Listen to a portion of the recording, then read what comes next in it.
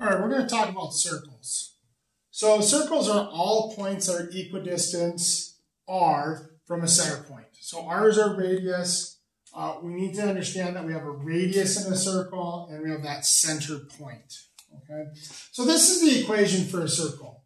Quantity x minus h quantity squared plus y minus k quantity squared equals r squared, or the radius squared.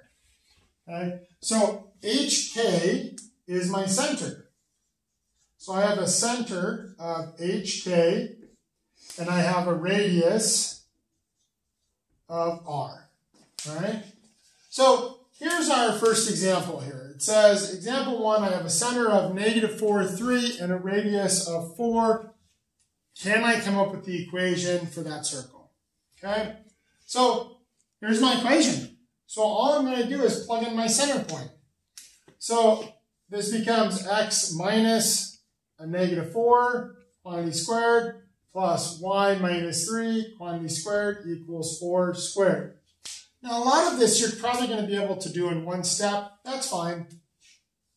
X plus 4 quantity squared plus y minus 3 quantity squared equals 16. So all I'm really doing is plugging in my x, my y, my radius into this equation, right? So remember, my x coordinate is my h, my y coordinate is my k. Now, the next one gives us an equation with the center at the origin, and it gives us a radius of 3 here. And it asks us to translate that up 3 units and left, not left, left 4.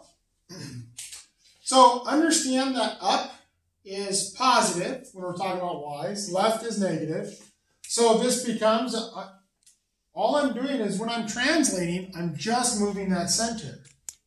So x minus, well, left says -4 quantity squared plus y minus 3 up squared equals 9. I'm not changing my radius at all. All I'm doing is shifting it up 3, left 4. So this becomes x plus 4 quantity squared plus y minus 3 quantity squared equals 9.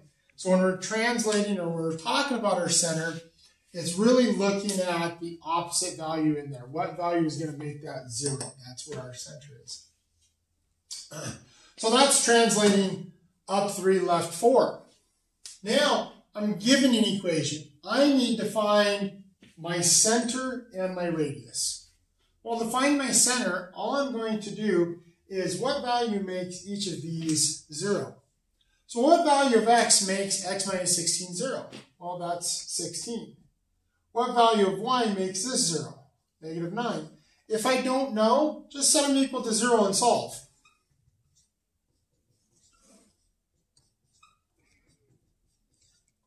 Y plus 9 equals 0. Subtract my 9, subtract my 9. Y equals -9. There's my x and y. Now, to find my radius, I'm going to take my number here and I'm going to square root it. Well, the square root of 144 is 12. So remember, 144, so r squared equals 144, square root, r equals 12. So finding our center, finding our radius is just manipulating this equation.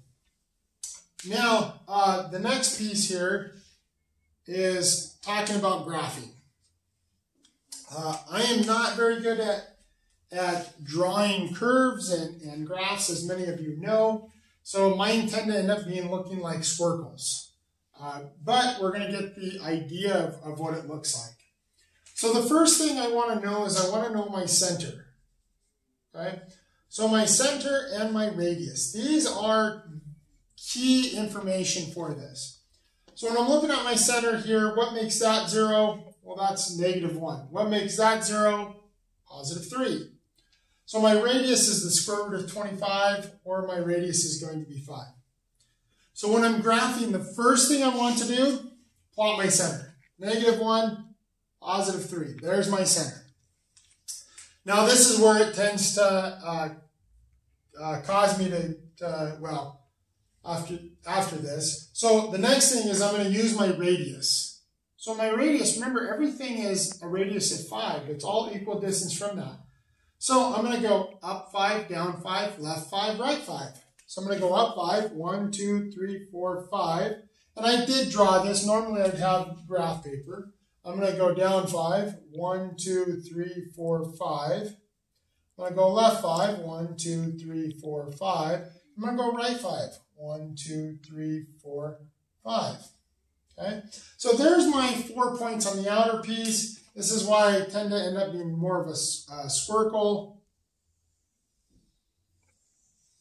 And so there is my circle that is kind of deformed, but that's okay. It gives us an idea that we have our center, we have our radius, we're going left, right, up, down, our radius. Okay, that's circles, that's using the center, that's using the radius to either come up with the equation or to be able to graph it.